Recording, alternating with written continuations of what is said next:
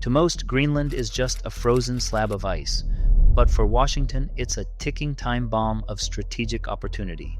Rich in rare earth minerals and perfectly positioned for Arctic dominance, Greenland is no longer just a map detail. It's a future battleground, and what happens next could redraw global power lines forever. The US has already tried to buy it. He has renewed his talk of annexing Greenland, that's a self-governing territory of Denmark, saying that the US needs it for international security. And strategically for the United States, it would be nice. Now, with Russian submarines creeping through the Arctic and China building polar partnerships, patience may run out. Would the US dare to seize it? Quiet political takeover or military force?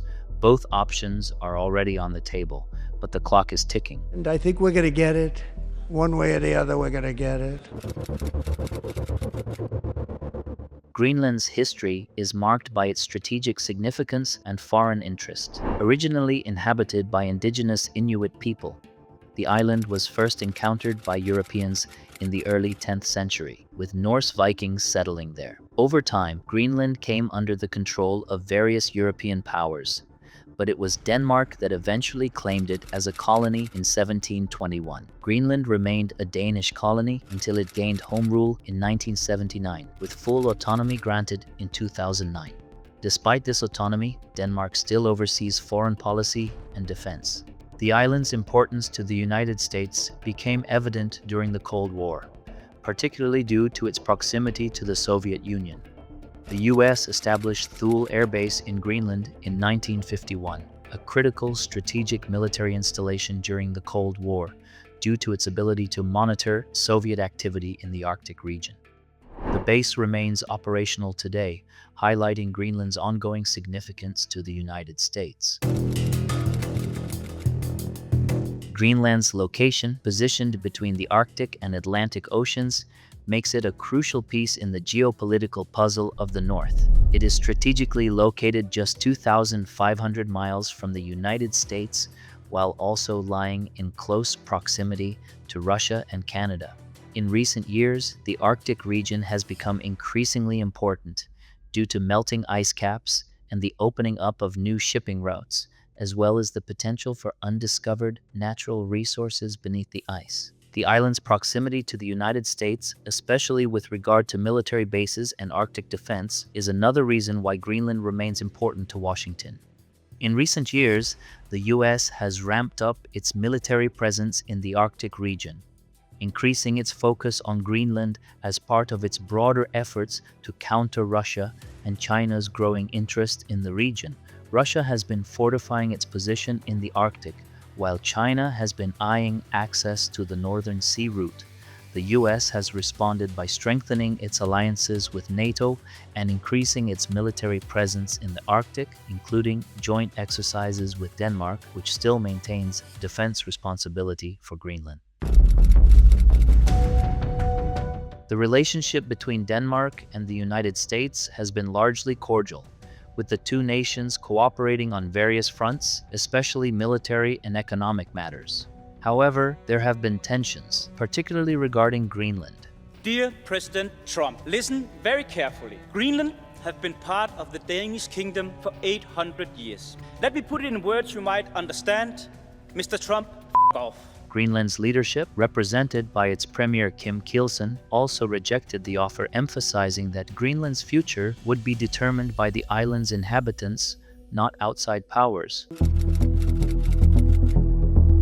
What would drive the United States to invade Greenland? There are several potential reasons, both economic and military, that could motivate such a drastic move. The Arctic region is becoming an increasingly contested area, with Russia aggressively expanding its military presence and China seeking to exert influence over the Northern Sea route. If tensions were to escalate between these global powers, the US might consider taking control of Greenland to ensure its military dominance in the region. Greenland is believed to have vast, untapped reserves of natural resources, including rare earth minerals, oil, and gas.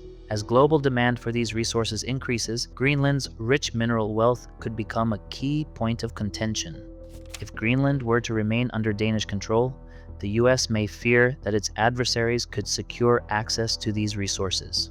Greenland's position in the North Atlantic gives it a commanding view of vital shipping lanes.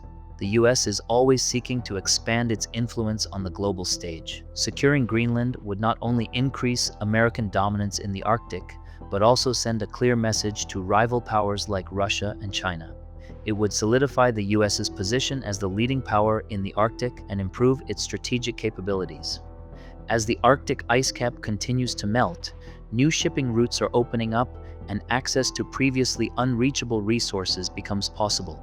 The US could see Greenland as essential to its long-term strategy in controlling the changing Arctic environment. An invasion of Greenland would likely be a high-stakes operation, and the nature of the invasion would depend on several factors, including Denmark's and Greenland's responses, as well as international opinion. It's possible that the United States would first attempt to negotiate the terms of Greenland's integration into its sphere of influence, as it did during the 2019 Greenland Purchase controversy. Given Greenland's autonomy and its relationship with Denmark, this diplomatic route might be the first avenue pursued. The US could offer significant economic aid, military protection, and political concessions to Denmark and Greenland in exchange for a formal agreement to become a part of the US. If diplomatic measures failed and tensions escalated, a military invasion could occur. Greenland's geographic isolation would make a large-scale military operation difficult, but the US's military capabilities, including its Arctic strategies and air-naval forces, would give it an edge. The Thule Air Base, already a US military asset, would likely be a central point in any conflict. The US would have to contend with both Greenland's relatively small military forces and the Danish military, though Denmark is a NATO member and any military conflict would likely involve other NATO countries. A US invasion of Greenland would provoke strong reactions from the international community. NATO, including Denmark and other member states, would have to consider its response. Russia, which has been aggressively expanding its Arctic presence, would certainly view this as a significant threat to its interests and may respond with military posturing or even conflict in the region. Greenland's residents, though relatively few in number, have a strong sense of identity and pride in their autonomy.